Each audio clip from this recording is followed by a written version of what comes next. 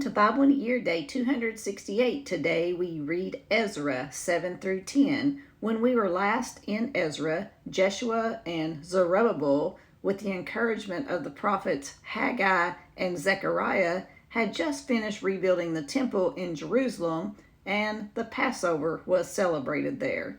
Now in chapter 7, the person Ezra is finally introduced. Ezra was a priest and a scribe, skilled in the law of Moses.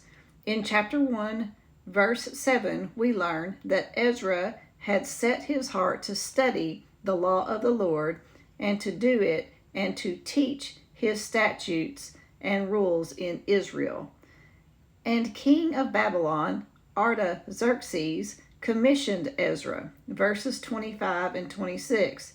And you, Ezra, according to the wisdom of your God that is in your hand, appoint magistrates and judges who may judge all the people in the province beyond the river, that's Jerusalem, all such as know the laws of your God, and those who do not know them you shall teach. Whoever will not obey the law of your God and the law of the king, let judgment be strictly executed on him, whether for death or for banishment or for confiscation of his goods or for imprisonment.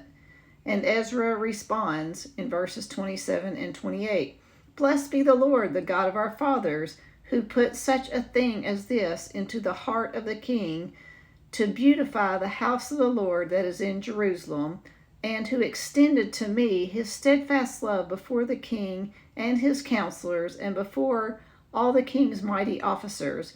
I took courage, for the hand of the Lord my God was on me, and I gathered leading men from Israel to go up with me.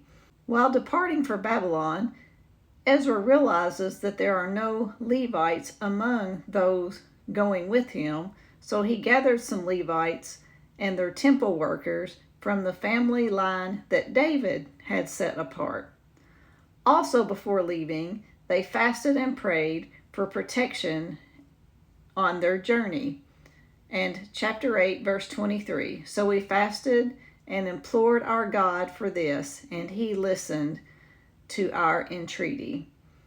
They safely arrived in Jerusalem and delivered the king's commissions to the king's satraps, to the governors of the province beyond the river, and they aided the people of the house of God.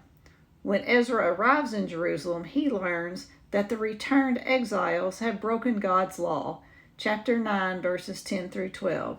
And now, O our God, what shall we say after this? For we have forsaken your commandments, which you commanded by your servants the prophets, saying, The land that you are entering to take possession of it is a land impure with the impurity of the peoples of the lands, with their abominations that have filled it from end to end with their uncleanness. Therefore, do not give your daughters to their sons, neither take their daughters for your sons, and never seek their peace or prosperity, that you may be strong and eat the good of the land, and leave it for an inheritance to your children forever. After all that God had done to faithfully restore Israel and the temple, they had already been unfaithful to God's commands. They had intermarried with the surrounding pagan nations. This is the sin that led to idolatry and the worship of false gods previously. Ezra is heartbroken and prays. The people pray, weep, and confess their sins. And they arrive at this solution. Chapter 10, verses 3 through 5. Let us make a covenant with our God to put away all these wives and their children, according to the counsel of my Lord and of those who trembled at the commandment of our God, and let it be done according to the law. Arise, for it is your task, and we are with you. Be strong and do it.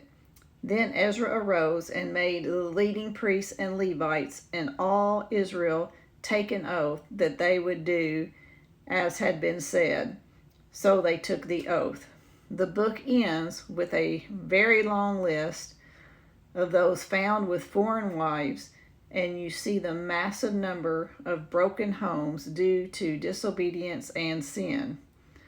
Was this separation the solution God wanted to resolve the sin?